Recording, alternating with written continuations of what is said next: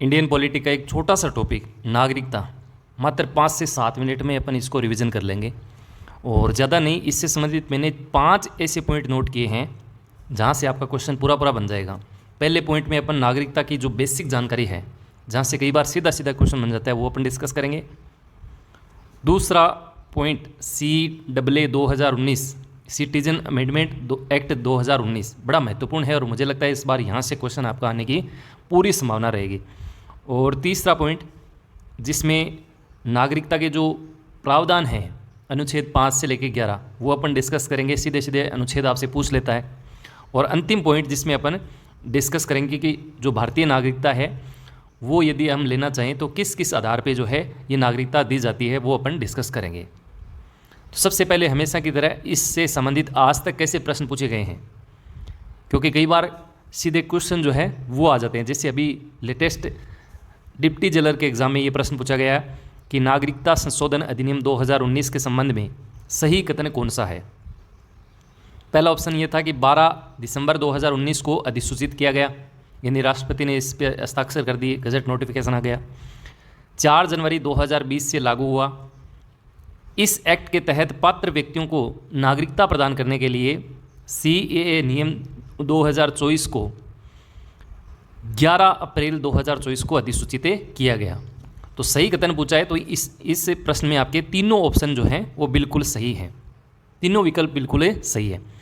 पहले प्रश्न के बारे में तमाम जानकारी अपन डिस्कस करेंगे, लेकिन इतना ध्यान रखिएगा कि जो नागरिकता संशोधन अधिनियम 2019 है ये आपका अंतिम संशोधन है जो 2019 में हुआ, और इसके जो अधिसूचना है वो 2019 में 12 दिसंबर को जारी हुई, लागू हुआ 4 जनवरी को।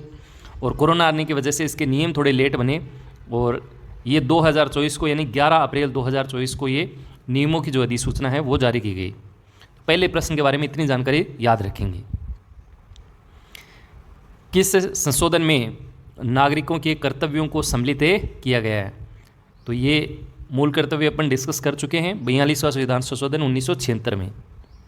भारतीय संविधान में किस अनुच्छेद में नागरिकता संबंधी प्रावधान दिए गए हैं, तो अनुच्छेद 5 से लेकर अनुच्छेद 11 तक का जो उल्लेख है वो नागरिकता से संबंधित है, और संविधान के 22 भाग में से भाग 2 जो है वो इसकी व्याख्या करता है। अगला देखिए, पाकिस्तान से आकर भारत में नागरिकता प्राप्त करने संबंधी प्रावधान कौन से आर्टिकल में है, तो आर्टिकल 6। इसके बाद देखिए, दोहरी नागरिकता का सिद्धांत किस देश ने स्वीकार किया है, याद रखिएगा USA में दोहरी नागरिकता जो है वो, जबकि अपने भारत में एकल नागरिकता। इसके अलावा कई अन्य देश जैसे कनाडा है वहाँ पे भी आपकी एकल नागरिकता है, ब्रिटेन में भी एकल नागरिकता है, स्विट्जरलैंड वहाँ पे तिहरी नागरिकता का प्रावधान है। नेक्स्ट देखिए, संविधान के किस भाग में नागरिकता का उल्लेख है, तो ये है भाग 2। नेक्स्ट देखिए, भारत के संदर्भ में सही कथन कौन सा है। पहला ऑप्शन है कि भारत में केवल एक ही नागरिकता और एक ही अधिवास है, ये बिल्कुल सही है। भारत में क्या है, एकल नागरिकता है। दूसरा ऑप्शन है जो जन्म से भारतीय नागरिक हो केवल वही राष्ट्राध्यक्ष बन सकता है, ये बात आपकी गलत है, क्योंकि अपन नीचे डिस्कस करेंगे देशीयकरण, नेचुरलाइजेशन, जिसमें किसी भी इंसान को जो है लंबे समय तक यदि भारत में रहता है तो उसको नागरिकता दे दी जाती है, तो उनको भी अधिकार दिए जाते हैं। तो ये आपका कथन है, गलत हो जाएगा। जिस विदेशी को एक बार नागरिकता दे दी गई है किसी भी परिस्थिति में उसे इससे वंचित नहीं किया जा सकता, ये आपकी बात गलत है, ऐसा नहीं है।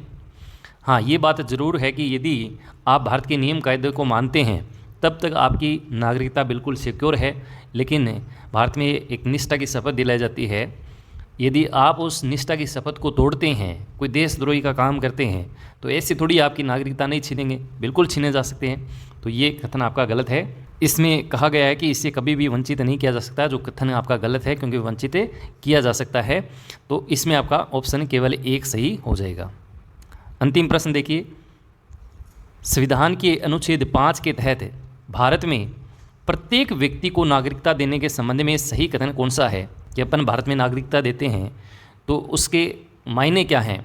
पहला ऑप्शन दे रखा है कि प्रत्येक व्यक्ति का अर्थ जो भारत के क्षेत्र में पैदा हुआ हो, बिल्कुल सही बात है ये तो। दूसरा है जिनके माता पिता में से कोई भी भारत के राज्य क्षेत्र में पैदा हुआ हो, ये बात भी बिल्कुल सही है। प्रत्येक व्यक्ति की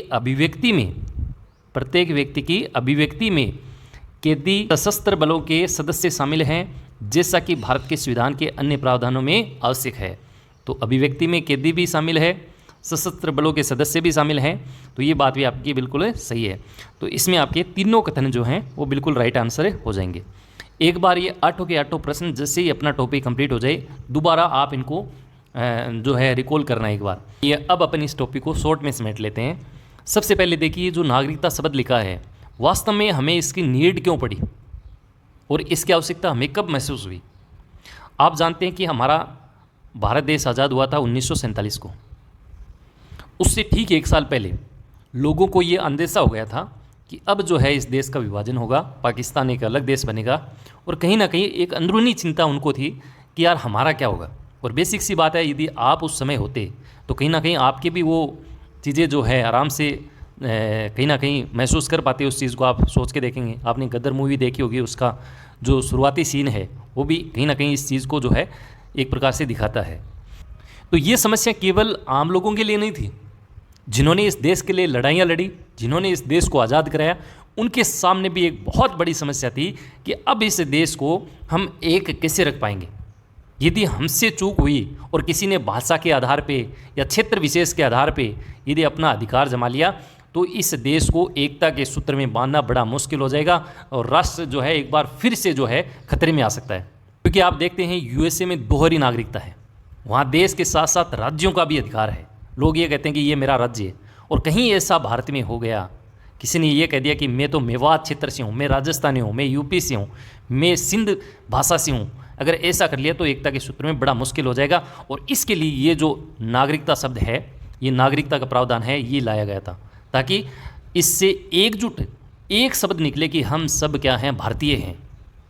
आप राजस्थानी बाद में हो, पहले आप क्या हो, एक भारतीय हो। और कई बार ऐसी एक टून होती है जो कहीं ना कहीं हमें एकता के सूत्र में बांधती है। हम विदेशों में जाते हैं तो हम ये नहीं कहते कि मैं यार राजस्थान से हूँ, मैं भारत का हूँ, एक अलग ही भाव आता है। तो इसीलिए ये नागरिकता शब्द आया था और इस नागरिकता शब्द को संविधान के भाग 2 में रखा गया। आइए अब अपन डिस्कस कर लेते हैं पहला पॉइंट। और पहले पॉइंट में लिखा है नागरिकता से संबंधित जो मेन जानकारियाँ हैं। अच्छा, इससे पहले 5 मौलिक अधिकार आपको जरूर याद रखने हैं, क्योंकि ये पाँचों के पाँचों मौलिक अधिकार केवल और केवल किसके लिए हैं, भारतीयों के लिए हैं। और ये क्वेश्चन बड़ा महत्वपूर्ण क्वेश्चन बनता है। हालांकि मौलिक अधिकार एक अलग से सेशन हम लेंगे जिसमें आपको सारे छोटी मोटी बातें जो हैं वो याद करवा दी जाएंगी, लेकिन इतना तो आप याद रखेंगे कि 15-16, आप इसको ऐसे भी याद करना, 15-16 दोनों को एक साथ याद रखना है। फिर 19-29 2 बार बोलेंगे और 30 लगातार। 29-30 में अल्पसंख्यक वर्ग की बात करते हैं, आपने पढ़ा होगा, मैं याद करवा दूंगा इनको साथ ही, लेकिन आप इनको एक बार ऐसे तो जरूर याद रखना है कि 15, 16, 19, 29, 30 ये केवल और केवल 5 मौलिक अधिकार किसके लिए हैं, केवल भारतीयों के लिए हैं, विदेशियों के लिए नहीं। ये जरूर याद रखना। सबसे पहला पॉइंट देखो, नागरिकता का जो उल्लेख है उस संविधान के जो 22 भाग हैं, आप 22 भाग पढ़ते हैं, उसमें दूसरा जो भाग है वो नागरिकता से संबंधित है। अब इसको आप ऐसे भी याद रख लेना। देखो कुल भाग कितने हैं, 22 हैं, तो 22 में से इस 2 को उठाना है। 2 को क्यों उठाया, क्योंकि एकल नागरिकता है, दोहरी नागरिकता तो है ही नहीं, तो ये अपना 2 बच जाएगा, केवल 2। और 2 भाग किससे संबंधित है, नागरिकता से संबंधित है। इसे थोड़ा सा आप लिंक करेंगे, याद रह जाएगा। अनुच्छेद कितने हैं, तो अनुच्छेद 5 से लेके 11 तक का इसमें उल्लेख है, इनकी चर्चा अपन आगे कर लेंगे। तीसरा पॉइंट देखो, भारत में जो है वो इकहरी नागरिकता है, और ये चीज़ें हम कहाँ से मोटिवेशन मिला है, ब्रिटेन से, क्योंकि 1947 के आसपास ये 55 में ये एक्ट बनता है, तो उस टाइम अपन ब्रिटिश भारतीय करते थे, तो बिल्कुल अपन ने ये चीज़ें जो है ब्रिटेन से अपन ने सीखी थी, क्योंकि ब्रिटेन में वहाँ एकल नागरिकता थी। हालांकि कनाडा में भी एकल नागरिकता है, तो अपन को याद रखना है ब्रिटेन वाला। यूएसए में क्या है, दोहरी नागरिकता है, और स्विट्जरलैंड में क्या है, तिहरी नागरिकता है। सोचो अपने भारत में दोहरी नागरिकता होती तो क्या होता। आप कहेंगे सर दोहरी नागरिकता होती तो एक फ़ायदा तो ये हो जाता है कि यार अपने देश के कुछ रूल अलग होते हैं और अपने राज्य के कुछ अलग होते हैं, लेकिन नुकसान ये भी होता कि मान लीजिए मैं राजस्थान का हूँ और मुझे हरियाणा में नौकरी करनी है, तो मैं नहीं कर सकता था, क्योंकि हो सकता है हरियाणा के रूल कुछ अलग हों। अब तो क्या है, भारत देश एक है, हम कहीं पे भी नौकरी कर सकते हैं, समान जो है अधिकार है। लेकिन दोहरी नागरिकता होती तो हर राज्यों के फिर अलग अलग रूल होते, तो उसके अकॉर्डिंग जो है कुछ समस्याएं भी हमारे आती, देश को एकता के सूत्र में बांधना ये थोड़ा सा मुश्किल हो जाता। तो इसलिए बिल्कुल सही है, अपना भारत एकहरी नागरिकता है, बड़ा अच्छा काम है, याद रखेंगे। इसके बाद देखो, इसका जो मूल एक्ट है वो 1955 में बना था। देखो 47 में आज़ाद हुआ, हालांकि समितियाँ बनती रही, तो फाइनली जो है 1955 में नागरिकता का एक्ट बना और इसमें भी बहुत सारी कमियां थी। ये एक्ट 1986 में पहली बार संशोधन हुआ था, यानी लगभग आपके कितने साल हो गए, लगभग 30 साल के आसपास हो गए ना। तो 30 साल बाद संशोधन हुआ, 30 साल तक ये एक्ट बनाया और इसमें जितनी जो चीज़ें थी, जितने रूल थे, उन्हीं को उसी के अनुसार एक्सेप्ट किया गया था, चाहे वो रूल गलत हुआ, हालांकि गलतियाँ बहुत थी। 1986, 2003, फिर 2019, ये इस तरह से इसका संशोधन हुआ। अंतिम संशोधन आपके लिए इम्पोर्टेंट है, 2019 में हुआ, जिसको आप कहेंगे ये सिटीजन अमेंडमेंट एक्ट 2019। और इसके जो नियम हैं वो 2024 में बने, क्योंकि बीच में कोरोना आ गया था। अब तक इस एक्ट में कुल 6 बार संशोधन हो चुका है, अंतिम 2019 वाला। तो ये पहला पॉइंट जो है बेसिक बातों से भरा है, मेरे ख्याल से आपके सारी चीज़ें याद रह जाएंगी। आगे बढ़ें, दूसरा पॉइंट देखो। दूसरा पॉइंट भी मैंने वही लिया है जो सबसे ज़्यादा महत्वपूर्ण है, सिटीजन अमेंडमेंट एक्ट 2019, बड़ा महत्वपूर्ण है। सबसे पहले तो देखो इसकी डेट याद रखनी है, 12/12/2019, 12 दिसंबर 2019 को राष्ट्रपति ने इसे स्वीकृति दे दी, अधिसूचित किया गया, गजट नोटिफिकेशन आया। और इसको ऐसे ही याद रखना है, 12/12/19, 12/12/24 होते हैं, लेकिन 12/12 आपको 19 याद रखना है। 10 जनवरी 2020 को ये लागू हो गया। लेकिन इसके नियम जो हैं, कोई भी एक्ट आता है तो उसमें किस प्रकार से काम करना है, किस प्रकार से फॉर्म वगैरह भराने हैं, है ना, तो ये नियम वगैरह जारी किए जाते हैं। तो ये नियम जो हैं वो बीच में कोरोना आने की वजह से लेट हो गए, 11 मार्च 2024 से ये प्रभावी हुए। याद रहेगा, कोई दिक्कत नहीं है। अब देखो इस संशोधन में क्या प्रावधान किए गए थे, किन प्रावधानों को लेकर ये संशोधन हुआ था। तो इसमें आपको 2 ही संशोधन याद रखने हैं। एक तो याद रखना है BAP, बाप, और बाप कौन है, अपना भारतीय है, बाप तो अपना भारतीय है। तो BAP से मतलब है B से बांग्लादेश, A से अफगानिस्तान और P से पाकिस्तान। इन 3 देशों से यदि कोई वापस अपने भारत में रहने के लिए आ गया है तो हम उसको नागरिकता देंगे। लेकिन ये जो समुदाय हैं वो केवल 6 समुदाय हैं, इसमें मुस्लिम नहीं है, ये याद रखना है। गैर मुस्लिम अल्पसंख्यक की चर्चा की है इन्होंने, और ये 6 के 6 समुदाय आपको याद रखना है। एक तो हिंदू हो सकता है, सिख हो सकता है, बौद्ध हो सकता है, पारसी हो सकता है, ईसाई हो सकता है, जैन धर्म के लोग हो सकते हैं। ये ऐसे 6 समुदाय के लोग जो बांग्लादेश, अफगानिस्तान और पाकिस्तान से तंग आ गए हैं, चाहे वो धार्मिक उत्पीड़न के कारण हो या कहीं और कारण हो। इन्होंने तो यही माना है कि हमें तो केवल भारत में रहना है, हमारा दम घुट रहा है इन देशों में। तब एक शर्त थी कि 2014 यानी 31 दिसंबर 2014 से पहले यदि आप हमारे भारत में रह रहे हैं तो आपको नागरिकता दी जाएगी। और नागरिकता के लिए जो आवश्यक निवास अवधि है वो भी घटाकर 11 वर्ष से घटाकर कितनी कर दी, 5 वर्ष कर दी। ये 2 प्रावधान आपके नींद में भी पता होने चाहिए। यहाँ से क्वेश्चन आपका पक्का पक्का आएगा, कोई मुश्किल काम नहीं है, दोनों प्रावधान याद रहेंगे। एक तो ये बाप याद रख लेना और एक ये 6 गैर मुस्लिम अल्पसंख्यक समुदाय हैं वो आपको याद रखने हैं। अगला देखो तीसरा पॉइंट, भाग 2 अपन डिस्कस करने जा रहे हैं, जिसमें अनुच्छेद 5 से लेकर 11 तक अपन डिस्कस करेंगे। सबसे पहले देखो अनुच्छेद 5। जब भी कोई अनुच्छेद अपन शुरुआत करते हैं तो हमेशा प्रारंभ की बात होगी।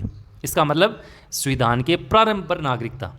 3 मुख्य बातें कौन कौन सी हैं, भारत में जन्म हुआ हो, या कोई लड़का है तो उसके माता या पिता में से कोई एक का जन्म भारत में हो, और संविधान लागू होने से पहले कम से कम 5 साल वो भारत में रह रहा हो, तभी उसको नागरिकता दी जाएगी। पहला अनुच्छेद क्लियर है, आगे बढ़ें। इसके बाद देखो अनुच्छेद 6 और अनुच्छेद 7, इन दोनों में एक बात कॉमन है, पाकिस्तान। बंटवारे के समय की ये अनुच्छेद हैं कि मान लीजिए कोई भारत से पाकिस्तान चला गया या पाकिस्तान से वापस भारत आ गया तो उनको फिर नागरिकता कैसे दी जाएगी, इनके बारे में ये अनुच्छेद 6 और अनुच्छेद 7 जो हैं वो उल्लेख करते हैं। हालांकि इतना महत्वपूर्ण नहीं है, फिर भी आपको जानना बड़ा महत्वपूर्ण है। सबसे पहले देखो अनुच्छेद 6, इसमें आगमन की बात है। पाकिस्तान से कोई भारत आ रहा है, बंटवारा हुआ तो कुछ लोग जो है पाकिस्तान चले गए।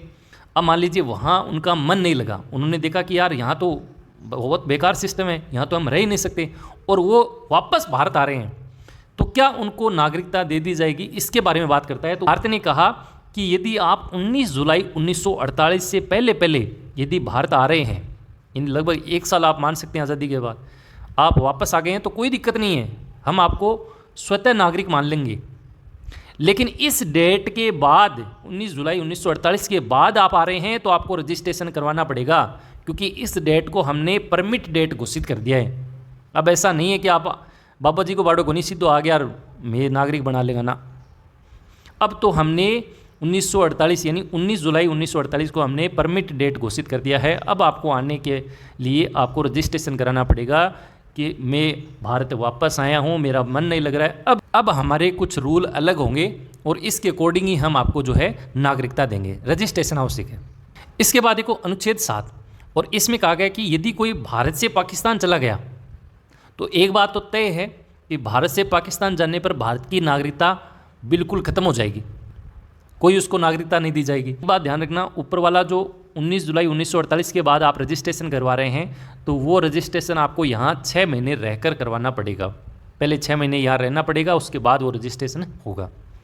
कोई दिक्कत नहीं है। अनुच्छेद 6 और 7 में इतना याद रखना है कि अनुच्छेद 6 में पाकिस्तान से भारत आने पर नागरिकता और अनुच्छेद 7 में भारत से पाकिस्तान जाने पर नागरिकता का क्या होगा, इसके बारे में प्रावधान किए गए हैं। इसके बाद देखो आर्टिकल 8 और आर्टिकल 9, ये तो बहुत ही सिंपल है, आराम से याद हो जाएंगे। आर्टिकल 8 में तो एक शब्द याद रखना विदेश, और आर्टिकल 9 में याद रख लेना विदेशी। पहले 9 वाला देख लेते हैं। देखो विदेशी नागरिकता लेने पर भारतीय नागरिकता स्वतः खत्म हो जाएगी।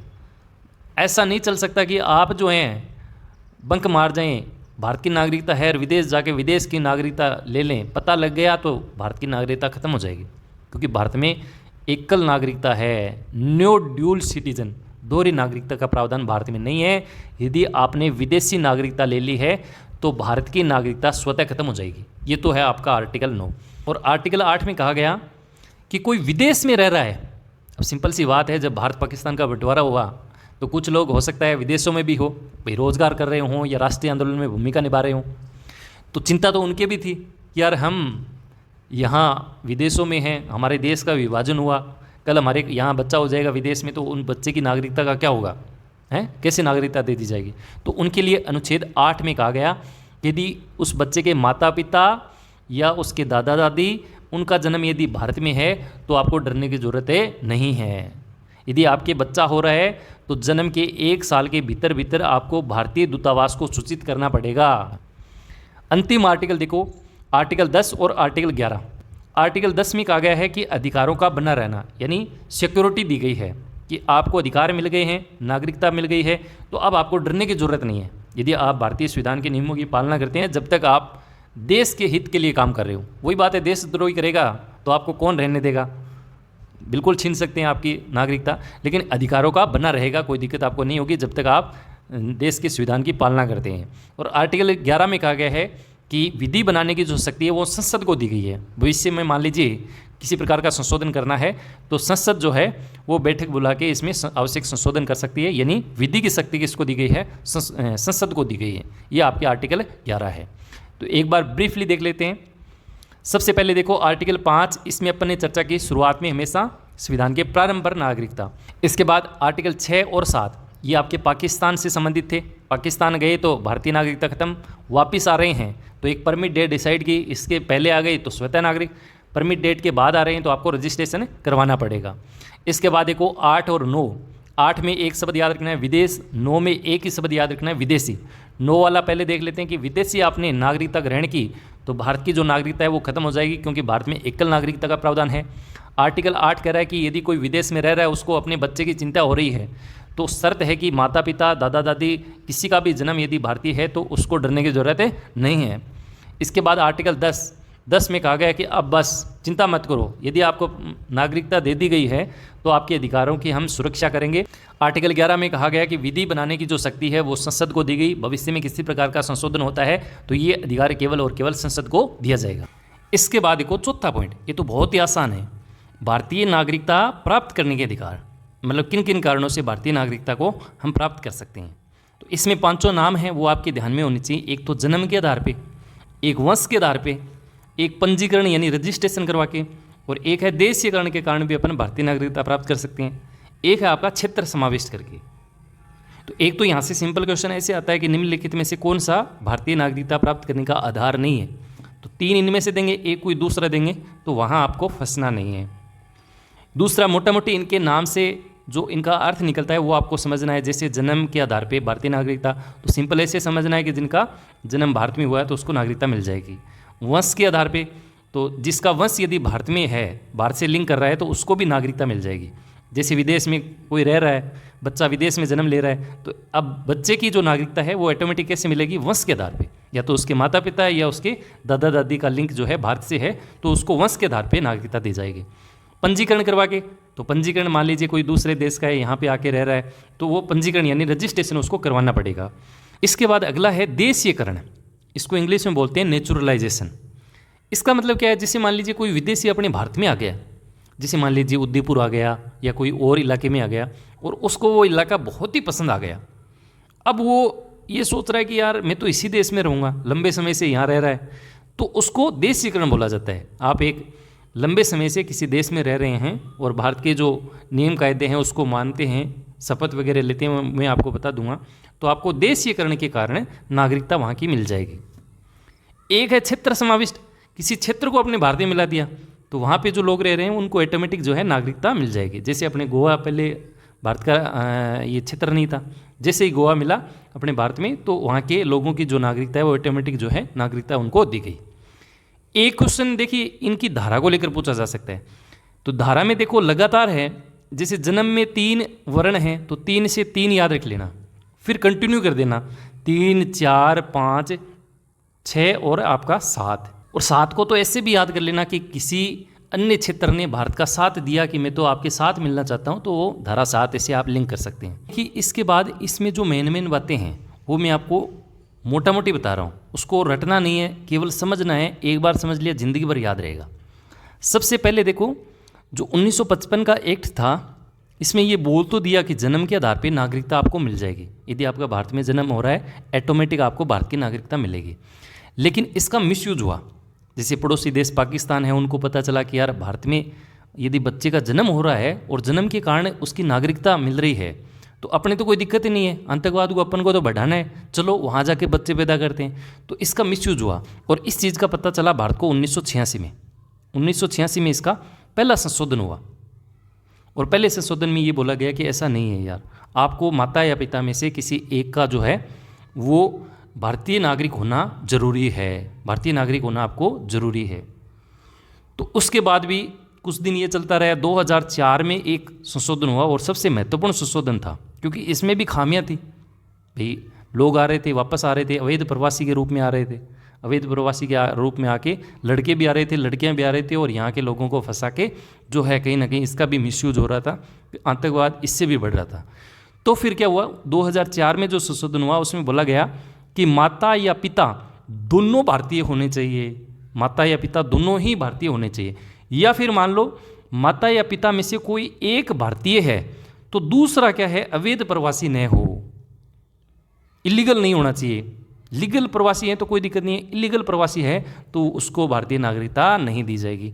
इतना याद रखना है आपको मोटा मोटी। इसके बाद अगला है वंश के आधार पे, तो इसमें तो कोई दिक्कत ही नहीं है। वंश के आधार पे ऐसे जैसे मान लीजिए विदेश में किसी बच्चे का जन्म हो रहा है तो उसके माता या पिता दोनों में से किसी एक का भारतीय नागरिक होना आवश्यक है। इसमें पहले ये चीज़ थी, देखिए पहले मैंने लिखा है कि पहले इसमें पिता के नाम से वंश जो है वो डिफाइन होता था कि पिता ही जो है उसका जन्म जो है भारतीय होना चाहिए। लेकिन महिलाओं ने इसका विरोध किया तो फिर इसको हटा दिया। बाद में ये बोला गया कि माता या पिता में से कोई भी भारतीय है तो उसको नागरिकता दे दी जाएगी। तो वंश का आधार पहले पिता था, बाद में इन दोनों में से पिता और माता में से कोई भी हो सकता है। बस इतना था कि जन्म के 1 वर्ष के भीतर भारतीय दूतावास है वहाँ पे आपको रजिस्ट्रेशन करवाना पड़ेगा, सूचना देनी पड़ेगी। इसके बाद अगला है आपका पंजीकरण वाला। तो इसमें क्या याद रखना है, जैसे मान लीजिए कोई विदेशी है, वो लड़का भी हो सकता है लड़की भी हो सकता है, और उसको भारतीय महिला या पुरुष पसंद आ गया, भाई सिंपल सी बात है, शादी कर ली, ब्लड रिलेशन वाला मामला है, तो फिर उनको तो ऐसे लगेगा कि यार हम तो भारत में ही रहेंगे, तब भी उनको पंजीकरण के माध्यम से नागरिकता दे दी जाएगी। बस शर्त इतनी है कि 7 वर्ष का भारत में निवास उनको अनिवार्य है। ये इंपॉर्टेंट है, ये लाइन याद रखना है। 7 वर्ष आपको भारत में रहना अनिवार्य है, तभी आपको नागरिकता दे दी जाएगी, भले ही आपका कितना ही ब्लड रिलेशन वाला मामला है। याद रहेगा, कोई दिक्कत नहीं है इसमें। अगला है देशीकरण वाला। तो देशीकरण तो वैसे मैंने आपको शुरुआत में बताया था, आप लंबे समय तक आप किसी देश की मिट्टी आपको पसंद आ जाती है, आपको ऐसा लगता है कि यार यही मेरा निवास है, तो आपको नेचुरलाइजेशन के कारण भारतीय नागरिकता दे दी जाएगी। ये पूरी तरह से विदेशियों के लिए है। इसमें शर्त क्या है, शर्त यह है कि 12 साल का निवास इसमें अनिवार्य है, जिसमें आपके आवेदन से पूर्व 1 वर्ष का लगातार और 11 साल आपके उसके बचे हुए, कोई दिक्कत नहीं है। और एक और याद रखना, अनुसूची 3 के तहत निष्ठा की शपथ इनको लेनी पड़ेगी, कोई दिक्कत नहीं है। और एक अनुसूची 8 के तहत कोई भी एक भाषा का इनमें ज्ञान होना चाहिए, थोड़ा बहुत इनका नॉलेज होना चाहिए। और इसी में मैंने एक नोट लगा के वेरी इंपॉर्टेंट बात लिख दी है, ऊपर अपन पढ़ के भी आए हैं कि जो आपका सिटीजन अमेंडमेंट एक्ट 2019 था संशोधन वाला, उसमें निवास जो था 11 वर्ष उसको घटाकर कितना कर दिया है, 5 वर्ष से किया है। तो ये आपका चौथा पॉइंट था। मेरे ख्याल से तो आपको इस चौथे पॉइंट में कोई दिक्कत आपको होगी नहीं।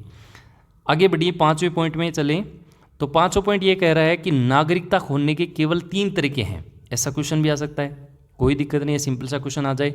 तो एक तो है इसमें स्वेच्छा से त्याग, आपने अपनी मर्जी से जो है नागरिकता त्याग दी है, तो एक तो ये तरीका हो सकता है।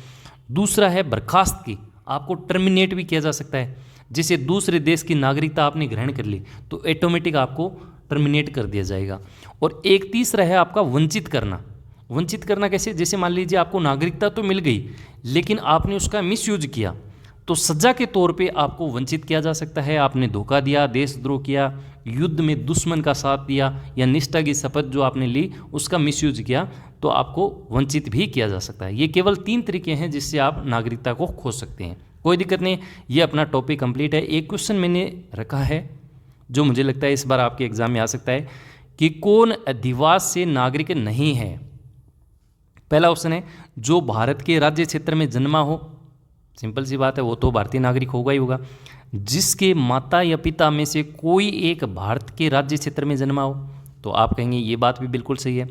जो संविधान लागू होने से ठीक पहले 5 वर्ष तक भारत के राज्य क्षेत्र में मामूली तौर पर निवासी रहा हो। देखो शुरुआत में अपन ने पढ़ा था संविधान लागू होने से पहले 5 वर्ष आपको जो है भारत के राज्य क्षेत्र में निवास करना अनिवार्य है, तो ये बात भी बिल्कुल सही है। और चौथा है जो संविधान लागू होने से ठीक पहले मिनिमम 4 वर्ष भारत के राज्य क्षेत्र में मामूली तौर पर निवासी रह रहा हो। इसका मतलब चौथा ऑप्शन जो है वो आपका गलत है, सही नहीं है, वही पूछा ना, क्योंकि यहाँ मिनिमम 4 वर्ष नहीं है, मिनिमम कितना है, 5 वर्ष है, यही आपको याद रखना है।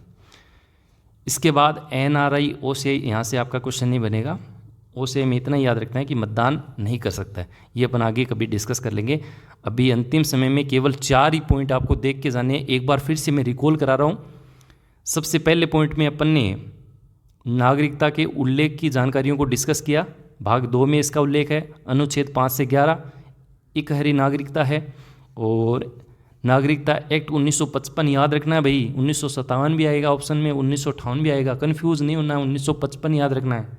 अंतिम संशोधन 2019 वाला वेरी इंपॉर्टेंट है, याद रखना है। इसके बाद देखो दूसरा जो पॉइंट अपन ने डिस्कस किया, ये अमेंडमेंट जो था, संशोधन था, वेरी इंपॉर्टेंट है। इसमें सारी डेट मैंने जो हाईलाइट की हैं वो सारी इंपॉर्टेंट है। 2 प्रावधान मोटा मोटी याद रखने हैं, एक तो बांग्लादेश, अफगानिस्तान, पाकिस्तान, यहाँ से जो 6 समुदाय थे उनको नागरिकता देने के लिए ये संशोधन था। और एक इसमें नागरिकता की जो निवास अवधि 11 वर्ष से घटाकर 5 वर्ष की, ये आपको याद रखना है। इसके बाद तीसरे पॉइंट में अपन ने अनुच्छेद के बारे में डिस्कस किया। 5वां अनुच्छेद संविधान के प्रारंभ में नागरिकता देना, इसके बारे में जानकारी देता है।